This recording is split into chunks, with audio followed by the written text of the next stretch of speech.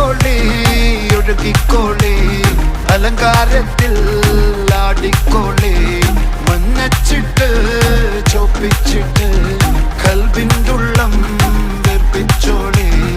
നിക്കാഹത് പറയുന്നത് സമമെന്നത് താങ്ങുന്നത് തലക്കുള്ളിലെ വെളിവുണ്ട് ആലോചിച്ചോ ഇങ്ങുള്ളത് ഭാര്യന്റെ എല്ലോണ്ടൊരു